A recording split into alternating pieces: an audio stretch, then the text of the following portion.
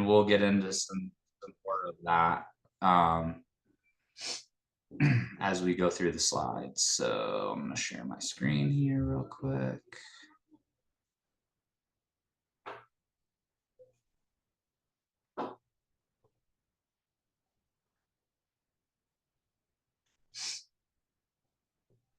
Oops. Hang on. Gotta get the... All right, can you guys see that okay? Do you see my view, like the presenter view, or the actual presentation? Todd, can you see the It's a presenter. It shows presenter? the next slide. It shows the future too. Yeah. I don't know. There you go. Well, Yeah, I know. I'm trying. I don't, for some reason. Oh, there we go. Okay. I think I'm going to be good here. How about now? Still presenter or the regular one? yeah, it's got the next slide on the right. Gosh, that's so weird. I don't know what's going on, why it's doing that. All right, let me Doesn't do have this to. then.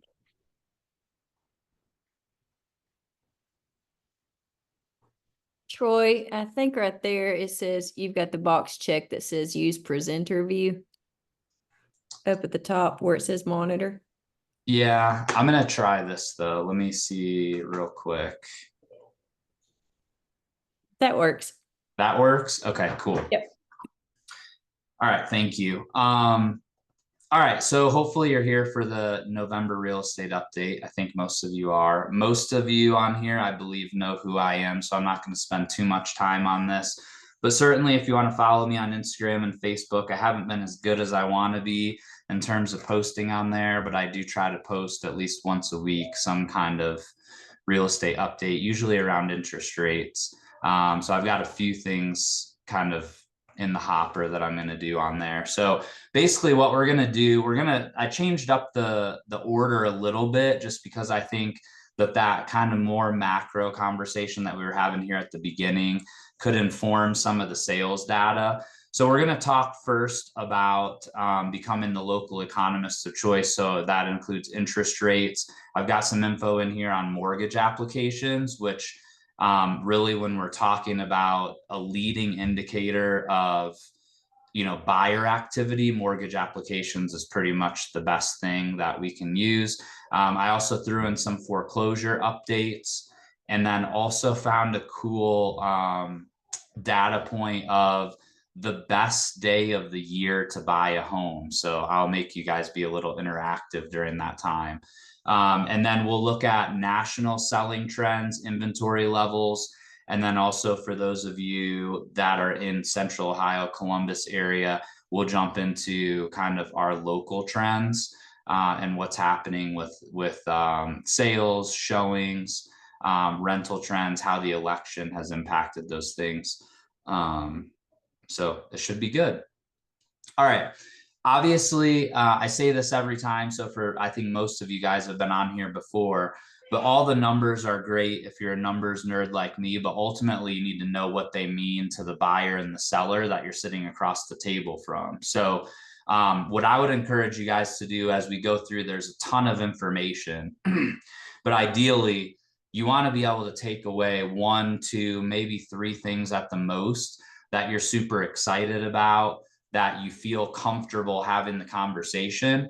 And then when you're sitting across from a buyer and seller, or you're showing a home, or you're sitting at an open house, being able to just spit out 1 or 2 pieces of information that at a really high level gives the consumer the feeling that you're an expert. So if you're a brand new agent, like, you don't have to be able to give this presentation.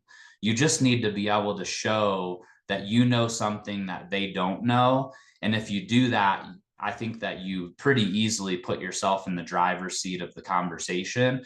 But if you're just like okay at everything, I think it's a harder sell, because the reality is all of the information I'm going to present to you outside of maybe some of the local stuff is all available online to consumers as well as you guys. And so, obviously I work to get it all put together in one place, and most consumers aren't going to go look for it. But the reality is, back in 2004, when I got my license, like one of our biggest value propositions was the data, right? And now, like, we don't own the data anymore as agents. And so you really need to understand how to interpret it and how to tell, excuse me, how to tell the buyer or seller how that impacts their buying and selling decisions. So I'll try to sprinkle those in. Since Heather's here, we're actually recording it this month, so that's positive. So you'll see it on the One Team YouTube channel here within the next week or so. But then also, as always, you can email me at troy@marshhomegroup.com. Man, hopefully this goes away. troy@marshhomegroup.com.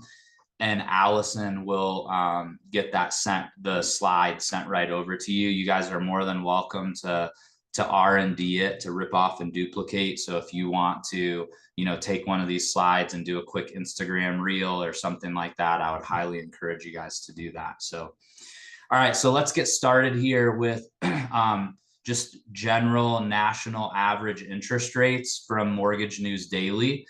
As you can see, we definitely have had a rough 2 months now, from going down to what felt like was a really good trend all the way back to April into mid-September, that rates were coming down. We thought it was finally the end.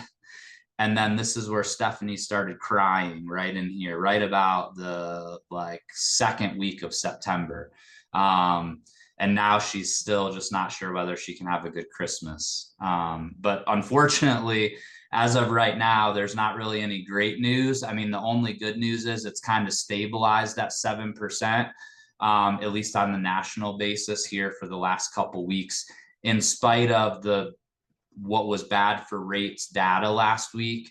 We kind of gave away some gains that we had made just right after the election, but we've still kind of stayed right around that 7% mark. I don't talk about this very often because I think the trend is what's important, but I also think if you're going to try to be the local economist of choice, you not only need to know what the trend is, but you need to understand what options are out there. Now, I actually don't personally use Equitable Mortgage that very often, but they do send me these really clean, clear rate sheets. And so I thought I'd give them some props and throw this in here.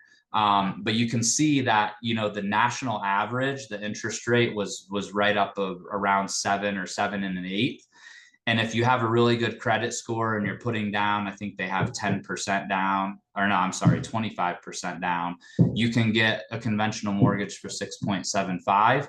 And then this is something that if you don't pay attention, if you're the type of agent who says like, oh, just call the lender, you may not realize this, but usually FHA and VA are about 1/2 to 3/4 of a point lower on rate than your traditional conventional mortgage. So that's also something, if someone qualifies for FHA or VA, that's something that, again, it doesn't seem like a lot if that's something that just rolls off your tongue, but maybe you're running a team. Make sure that your agents understand the fact that FHA and VA rates are lower.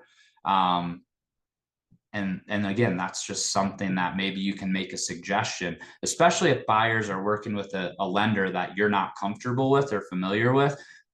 You assume that they walk them through all these strategies, but I can promise you that if somebody comes in and says that they want to put 5% down on a conventional mortgage, probably 8 out of 10 lenders are saying, okay, this is what your rate's going to be. Go search for a home. This is your opportunity to add value and say like, well, have you actually thought about doing VA since you said that you're a veteran, or whatever? And you can save people a lot of money getting more involved. And it's also a way to build another deal, right? Like maybe a buyer doesn't think they can qualify for the home that they want and they can't at these conventional rates, but if they jump down to VA, maybe they can. So maybe it saves you a couple deals. All right, I talked at the beginning about mortgage applications being a leading indicator for demand. And what we can see is that this is mortgage applications for purchases. So this excludes refinances. That's going to be the next slide. But over the last 10 years, you can see that we have been playing at the bottom of the sandbox for basically the last 2 years. And so no one should be surprised that mortgage applications have been at the lowest level over the last couple of years, and so have real estate sales. And obviously, for those of you on the call that are real estate agents, if you found a way to be a real estate salesperson and get paid when there aren't any sales, please post it in the comments. But that's why so many people are struggling. And frankly, the general public says, like, what are you talking about? Like, houses are worth so much more than they were before, which has helped offset, you know, some of the lower units. But the reality is, the stark reality is there's just fewer sales out there to be had. And so this is a leading indicator. And so if we look back, though, at the last 2 years, kind of zoom into the last 2 years, you can see where these peaks in applications were based on interest rates. And so what happened is, at the end of both 2022 and 2023, like right around this time, mortgage rates started to go down. And so that's why last year, kind of in November and December, we saw a spike in activity after what was like a complete drop off a cliff because rates had gone up to 8%.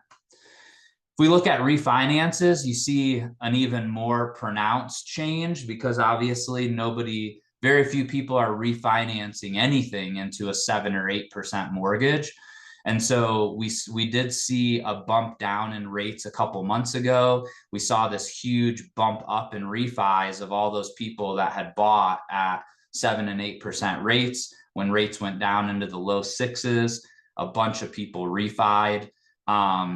When you look at this chart, but then if you zoom out over here, you can see that it really wasn't a bunch of people. It was actually very few people still, compared to what we were experiencing where rates were in that 2 to 4% range just a couple of years ago. So again, this all comes from Mortgage News Daily. I usually have that on the slide and I forgot to put it on here. I guess it's right here. But again, they come out with this data like every 1 or 2 weeks. And so if you want to see like that leading indicator of what's happening in demand wise in the market, this is a good place to jump onto. They usually write an article a week on it. All right, foreclosures. There's really no reason that I threw this in here other than just to have like a fun conversation, just because we really don't talk too much about foreclosures. But basically foreclosures are still very low.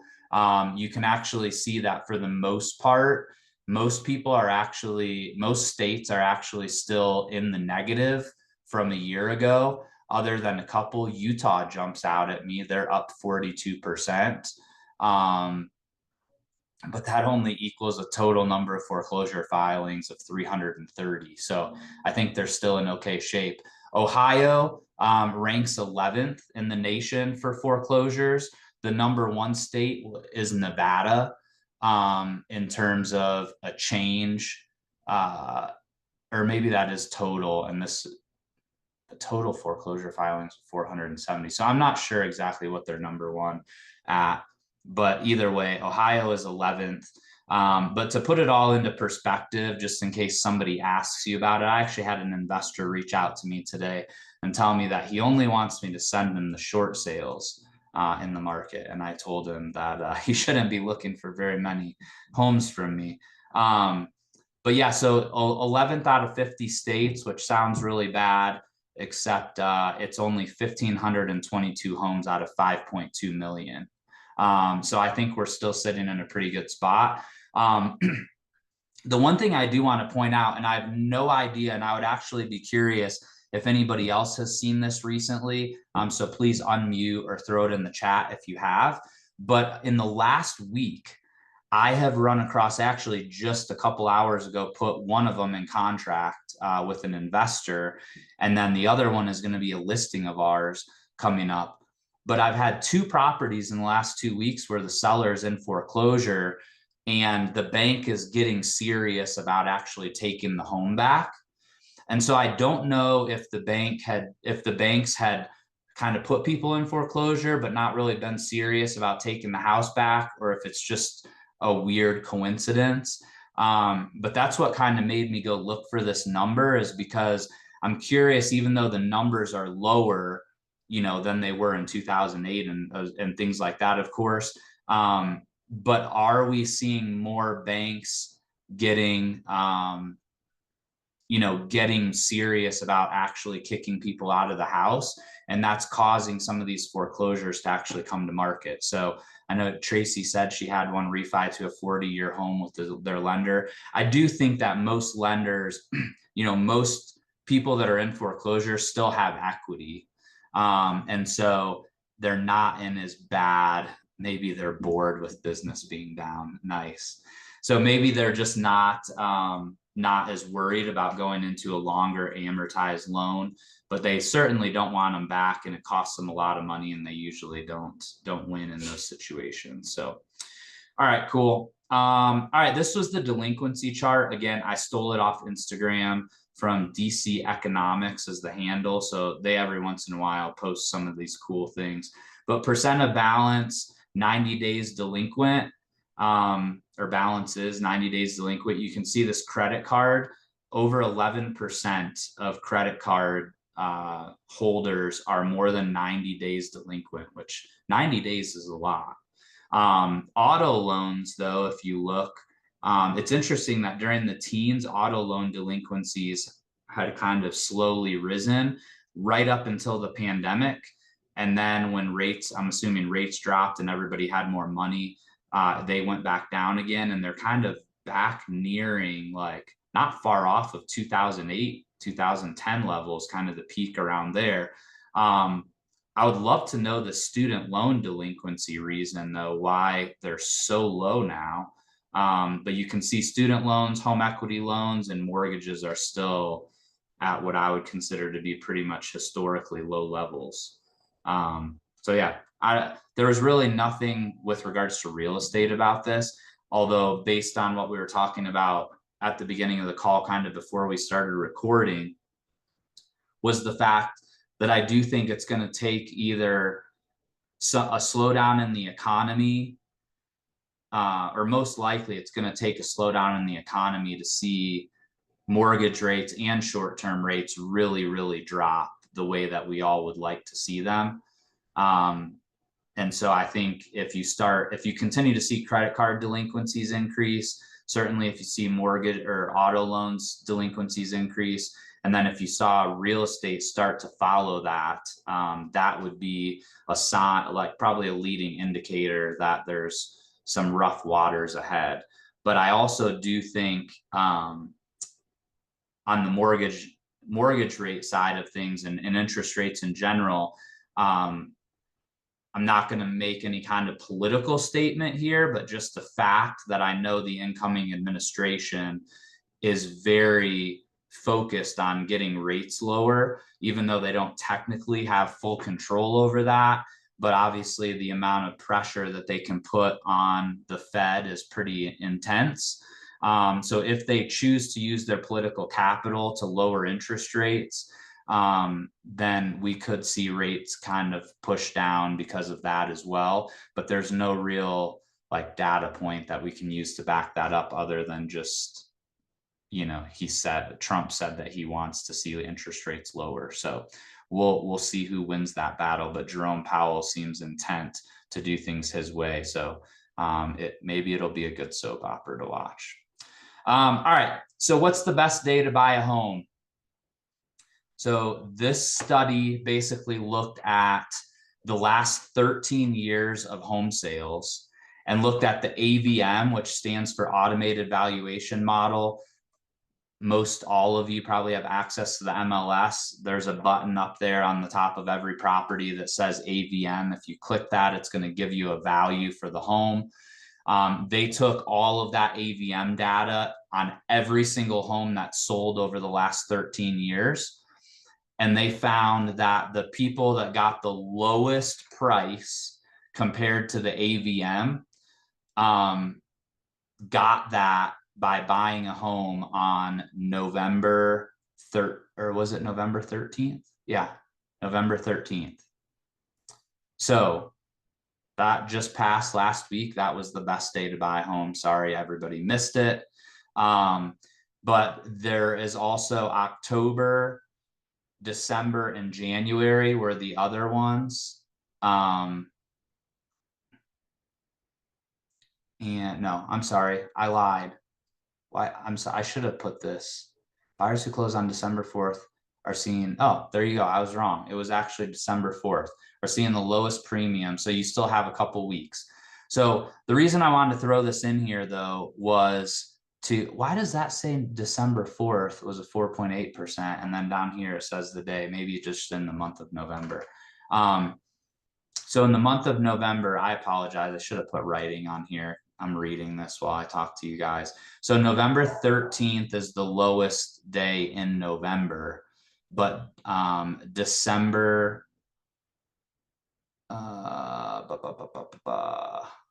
gosh, this was a fail. December 4th was the best day in the last 11 years on average to buy a home.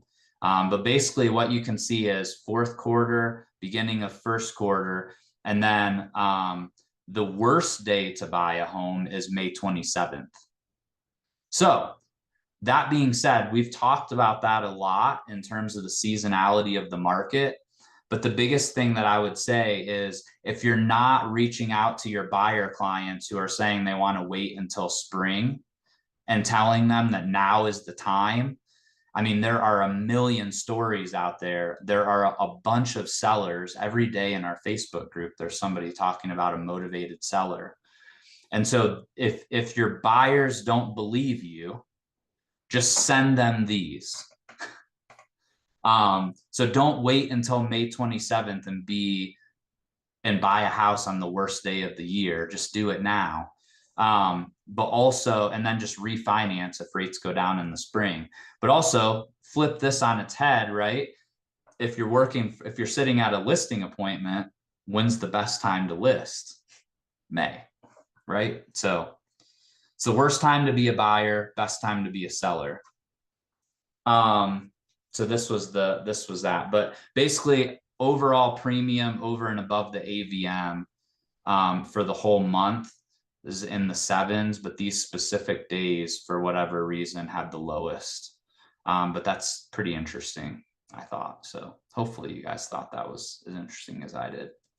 All right, active listings. This is national numbers, up 30% compared to last October. So as you can see, we're still below inventory levels pre-pandemic, but certainly we're kind of out of the pandemic mix for sure and trending towards pre-pandemic levels. As you can see, usually by October, outside of 2018, usually by October, the amount of inventory is going down. Ever since the pandemic, we typically have seen inventory spike closer to the end of October, beginning of November, whereas pre-pandemic, it was more like end of September, beginning of October. So new listings are still down compared to pre-pandemic levels, meaning we're still putting fewer homes on the market. But most people hypothesize that's due to the higher rates. Sellers just don't have as much there's a lot more pain that comes with moving from the perspective of selling your 3% mortgage and buying a 7% mortgage. I did it and it sucks. So just, yeah. Pending sales are actually up. Interestingly enough, they're the highest they've been in October outside of 2021 and 2022. So even though we're seeing overall sales annually down, the pending sales are up, which I still have been, it's been a head scratcher for me. I don't see the correlation and I've never really found a clear explanation as to how they come up with this number. But it doesn't make any sense that sales are way down, but yet this whole year pending sales have been up. Maybe more new construction in contract that stays in contract for a longer time. That's about the only thing that really makes sense to me. Days on market, again, higher than post-pandemic, but still lower than pre-pandemic. Although we are inching our way there. Obviously, 58 days on market is not what we're seeing on average in Columbus. But it's definitely an indication of what's happening in other parts of the country where the market is very, very slow. Some markets are very, very slow. So median list price, we're actually exactly the same as last year in October, which is really good news, because that most likely means with increased demand in September and October, that will probably see the prices going up year over year, which they were forecasted to be down. So that will be, because remember, what's closing in October, November, December is going into contract September, October, November. So the fact that we're seeing higher or the similar list prices. The other thing we've seen, I don't have these stats nationally, but I do have one for locally. The other thing we've seen is the gap between list price and sales price has shrunk, meaning that what people were listing at on average versus what they were selling for, the difference was a lot larger last year. And so because we see similar list prices, we should see sales prices going up. So I'll show you that when we get to the local stuff. This was something interesting. So the number of or the percentage of properties that have a price reduction has actually been trending down since June. Whereas you can see actually in 21, or I'm sorry, in 22 and 23, we saw them kind of raising quickly because of those higher interest rates. So although we were higher for most of the year on the percentage of properties that had price reductions, as we've gone into the fall, that's leveled out. So, all right, these are just some regional stats. I'm not sure why, I apologize. I'm not sure why we didn't get the post-pandemic versus now, or pre-pandemic versus now numbers, which is what I really like about these regional stats. But what I would like to show you is that we are seeing some softness in pricing, especially in the South and the West. So you can see Northeast has been really good in terms of a region. They're seeing regionally a 4% median listing price increase, but you can see the South and the West are either even or negative. The Midwest is up slightly. So definitely we've seen the South soften quite a bit, especially Florida, much more than some other areas. So it'll be interesting to see. Part of that, I think, is due to insurance prices rising. Part of that is due to people having to go back to work in the office. And so obviously all those people that moved to Florida thinking they were going to be remote forever, and then they got called back, they had to move back. So if they wanted to keep their job. So, all right. So I will pause there for a second. Does anybody have any questions about national numbers, interest rates, any of that stuff? If there's anybody on here that doesn't really care about Central Ohio real estate and wants to jump off, I just wanted to pause for a second with regards to any questions.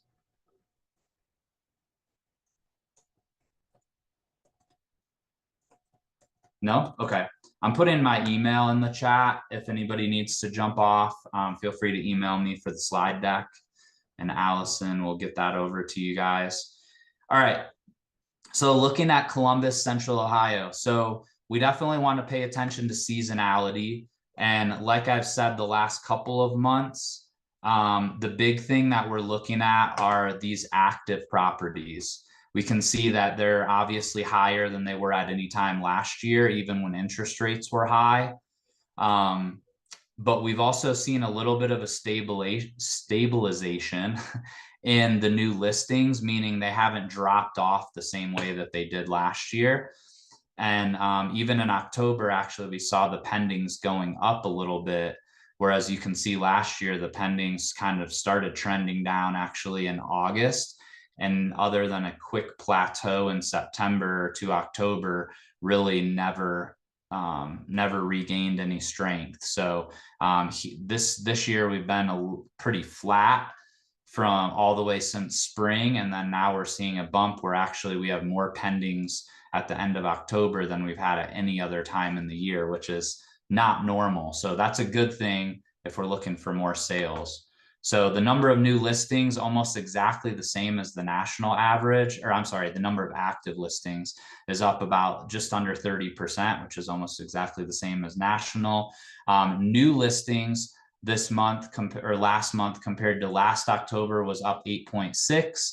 The number sold was up 5.9. Again, these numbers are directly correlated to each other. The more listings that are coming on the market, definitely the more we're typically going to see sold. But the gap between those is part of what's causing the increase in the inventory. So, and then we saw pendings up as well.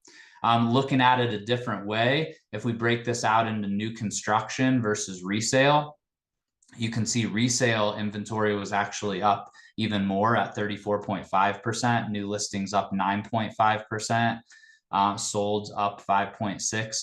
So what that's telling us, and you would, kind of expect when you jump down here, is that new construction is really kind of plateaued.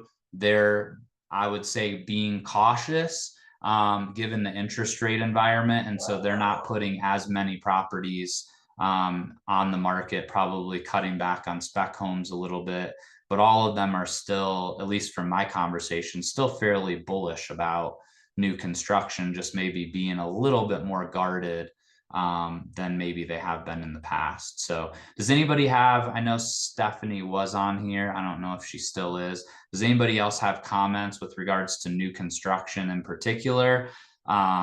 Do we see a lot coming in the pipeline? Do we see builders slowing down? What are you guys seeing?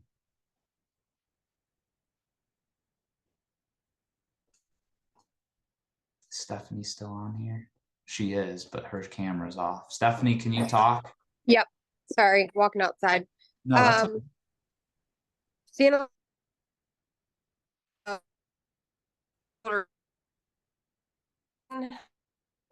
lot of inventory out there right now.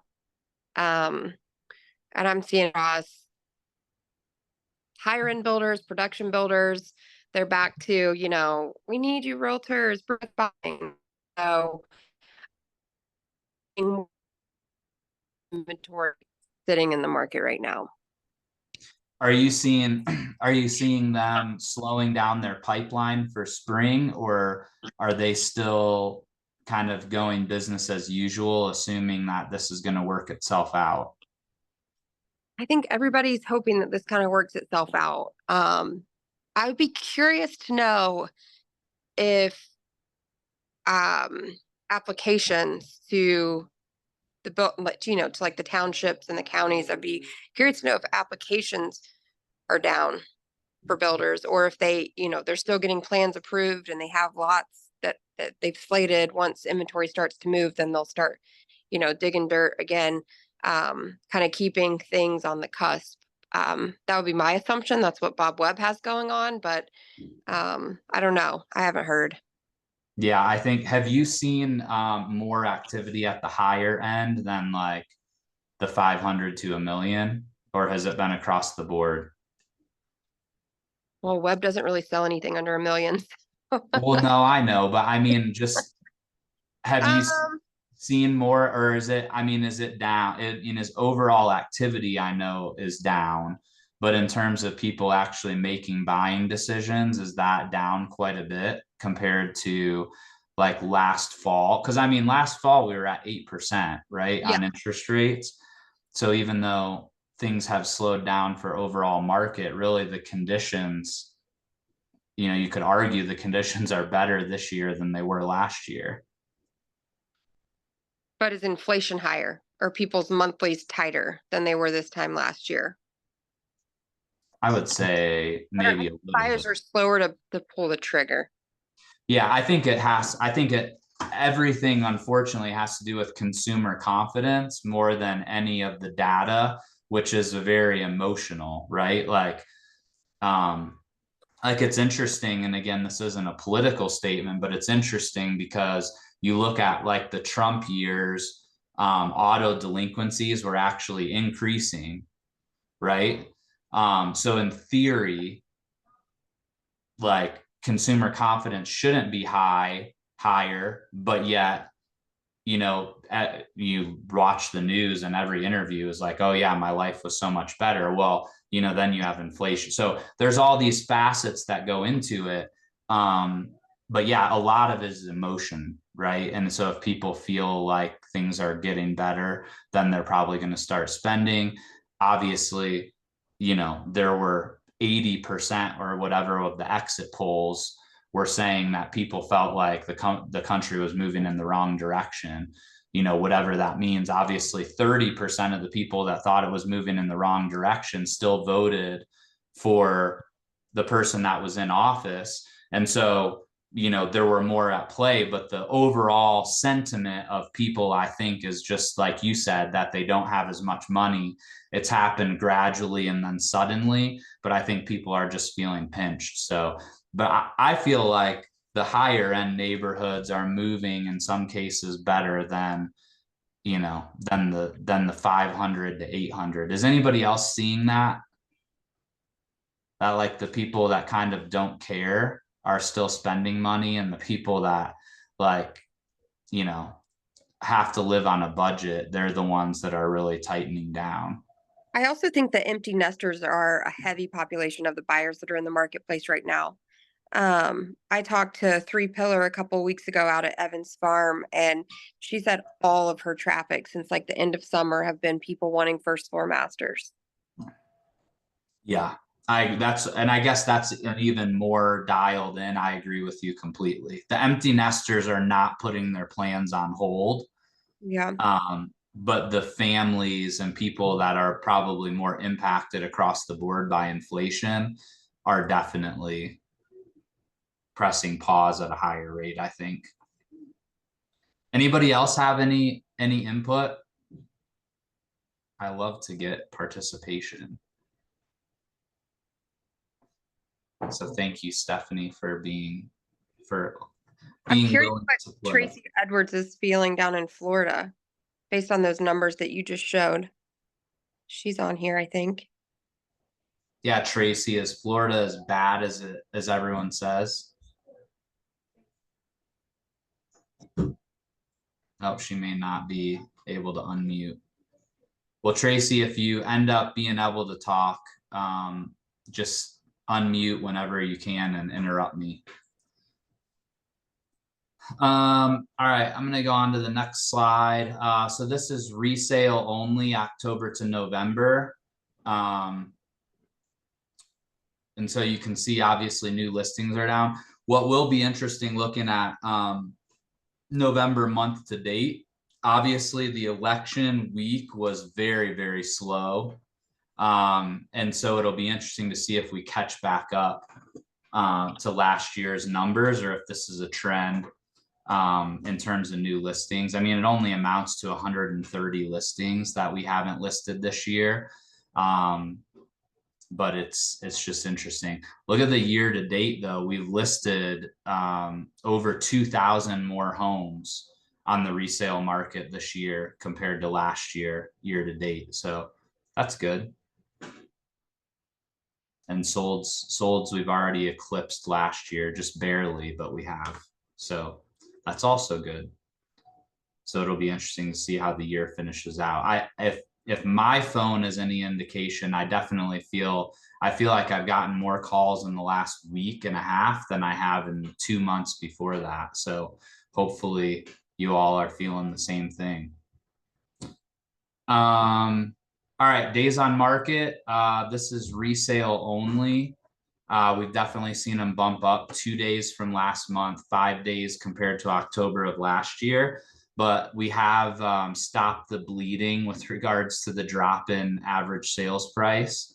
And remember, our average sales price, or all of these numbers, are based on sold properties. And so this is really a reflection of what was going on, you know, usually like 1 or 2 months ago. especially in the resale market. So we've definitely seen some stabilization overall. And this is, remember too, this is original list price. So it doesn't necessarily mean that the average seller is negotiating 3% off the list price when you make the offer, but they are, between price reductions and negotiations, dropping about 3% off of where they hit the market. All right, months of supply up to 1.6 months. So you can see we've had a pretty steep climb. Obviously, it still only results in about 3/4 of a month extra supply, but it's definitely the highest it's been over the last 15 months. Does anybody know when the last time monthly supply was at 1.6 months in Columbus, according to Trend Graphics?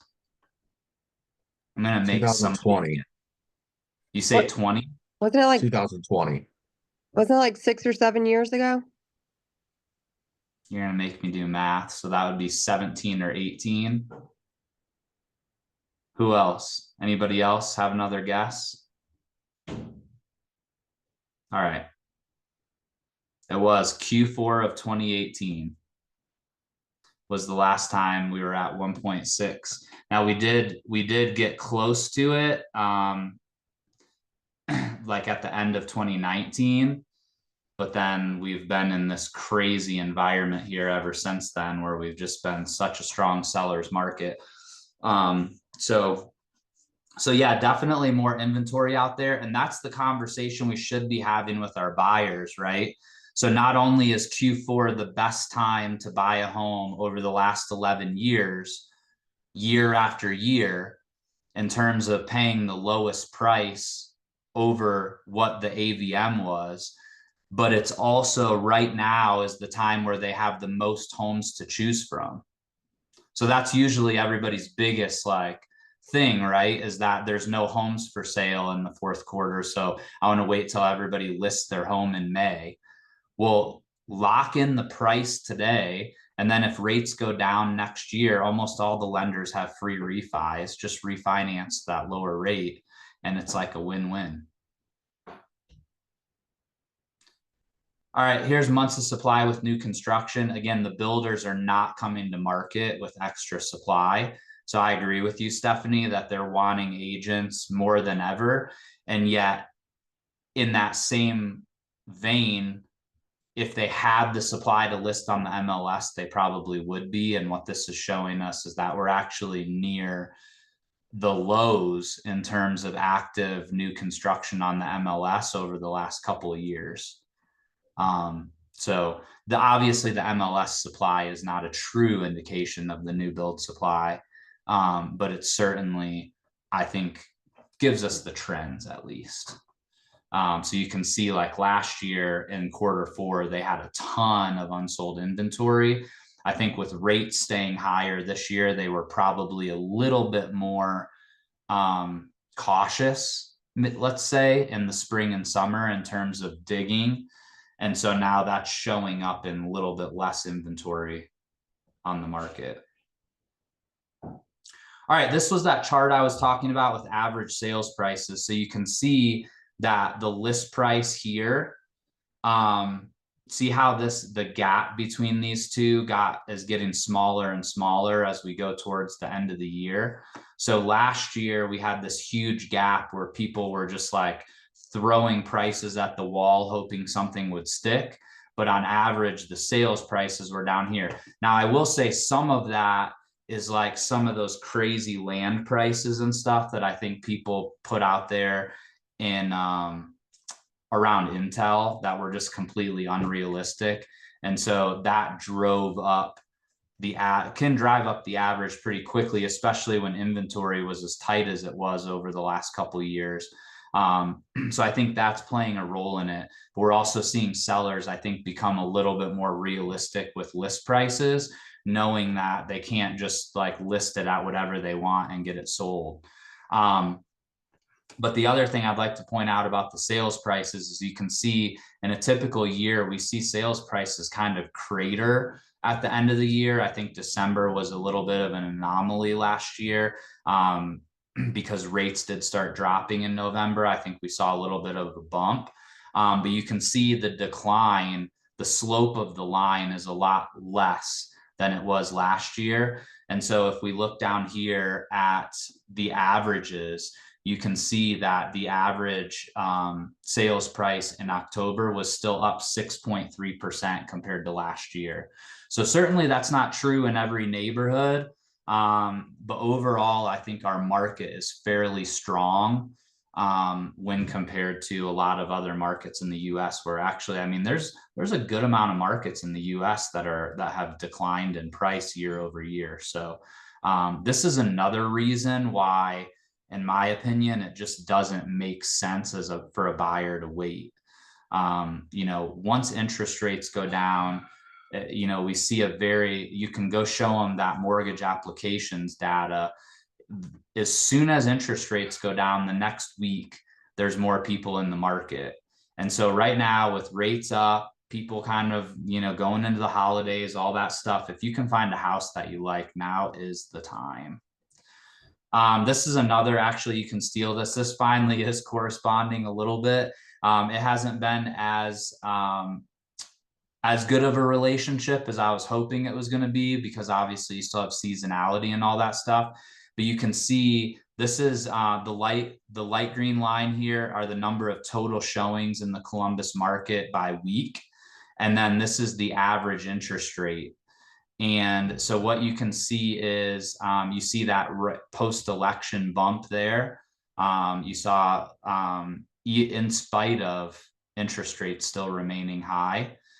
So that's kind of a cool little correlation, or actually that says that it's not really as correlated as much as it is to other outside events, which we'll see on the next slide, where we throw in all the holiday weeks. So this is the number of showings per week. And I actually transposed the last couple of years, which is all the data that showing time holds. But you can see again, post-election, we definitely saw the presidential election, although we didn't see it in the sold data, but just the overall activity in the market bumped up almost immediately following the election. And what we know is that rates have pretty much remained unchanged. So this is the chart that you want to show your clients that want to list over Thanksgiving or the week of Christmas. You definitely don't want to. So anyways, so that's that. Oh, this was on here. I moved that, sorry, to the other one. And then rents. I would say rents have definitely softened a little bit. I have several rental properties that I've rented here in the second half of the year, and it's definitely not gangbusters. I think, Stephanie, to your point about people feeling pinched on inflation, that's definitely the case. Unfortunately, for those of us that own rental properties, our insurance rates have doubled. Our property taxes have doubled over the last year. And then if you're trying to buy a rental property, the prices are crazy along with high interest rates. And so the lack of movement in rents, along with all of those upward pressures in the cost of owning a rental, has definitely made the investor world a difficult one unless you have a ton of cash. But then again, you have to look at, is the rate of return worth it, or do you just go buy stocks, which have been up 20% year over year? So anyways, the investment market is definitely an interesting one. We could have a whole conversation about that. But you can basically see month over month change in average or median rent is minus $36, and the year over year is still only plus 10, which is pretty much negligible. So this is cool. This comes from Zillow, by the way. You can jump on there. As much as I don't love Zillow, I feel like they're trying to take over the world here lately. But definitely some cool data. And if you have investors, it's a good resource, I think. So all right, that's all I've got. And then there are the sources. So Mortgage News Daily, if you don't already follow them, I would encourage you to install their app on your phone. And it'll send you every day kind of what rates have done that day versus the previous day. Realtor.com is where I get all those national stats. And then Trend Graphics, which those of you that are at Keller Williams Consultants can go there and get all the local stuff. And then here's the Zillow stuff. Those one-off slides that I have, I've cited the source in the slides themselves.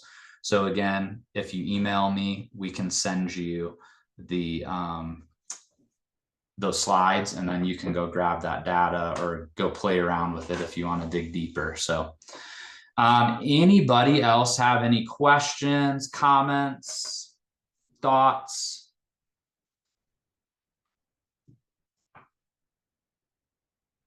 No, Todd, you have nothing, huh? Well, when you were talking the rents, I was gonna say there was a lot of large increases in the past, right? So I just wonder at some point, when do you cap on the rent versus people that'll just go buy and not Yeah, rent? well, unfortunately, we're not seeing that. Because unfortunately for the reality is with interest rates where they're at, their mortgage payment is still way higher. But what we're seeing is that, to Stephanie's point earlier, you just can't afford to do anything, and so what's happening is, I mean, I had a tenant who moved out. They wanted updates done, but then they still wanted to pay rent from 5 years ago. And I'm like, you got to have one or the other. So they decided to move. But they just moved to a worse area for the lower rent. And so I think that's what we're seeing for sure, is people moving out further and further away. You have more people that work remotely. And so I think that's what we're seeing. But the tough thing with rents is that, yeah, rents have gone up a lot, but guess what? They haven't gone up as much as prices have. And they certainly haven't doubled like interest rates have. And so it's a tough time to be a landlord, to be honest, because really, like, I'm cash flowing less on my rental properties right now than I was 3 years ago because of interest rates and property taxes. And then if you go to buy one, then, and you need a mortgage, then you're like, I can't get one to pencil for much more than $100 in cash flow if you're putting down 20 or 25%. Like, I have, if rates went down by 1.5%, I could have 10 sales in a week with investors that I'm running, analysis for 4 times a week for each of them, and just nothing pencils. I was trying to make you feel better. Yeah, I wish we could, but yeah, it's just the interest rates. Really, the interest rates are what's holding things up, because rents have increased enough, but because rent rates have stayed so high, it's just, and prices are high. But people keep buying. I don't know. It doesn't make a ton of sense to me, but they're just banking on long-term appreciation, and the tax benefits of rental properties are significant. I mean, you can still do bonus depreciation and different things like that and offset quite a bit of income. And so that I think is keeping things moving in a way that, wouldn't, if there was a way to do that in the stock market, there would be way fewer investors.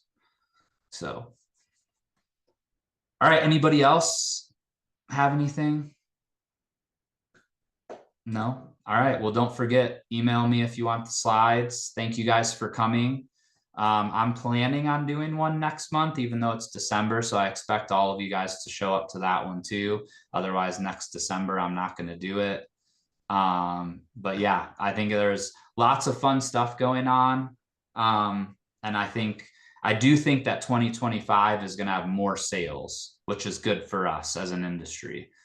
Because I think first of all, more and more people are just moving in spite of rates. And second of all, people are just, at some point, people are going to get fed up with waiting and just do it. I mean, I have a couple clients coming up that, there's like 5 kids in a 1,500 square foot house. And she's like, we just can't do it anymore. So they don't want the higher payment, but they have to deal with it. So that's some good news for 2025. All right, guys, have an amazing day. Have a great Thanksgiving next week already. That's crazy. And never hesitate to reach out if I can do anything to help in the meantime. Thanks, Troy. Have a good Bye, one. guys. Thanks.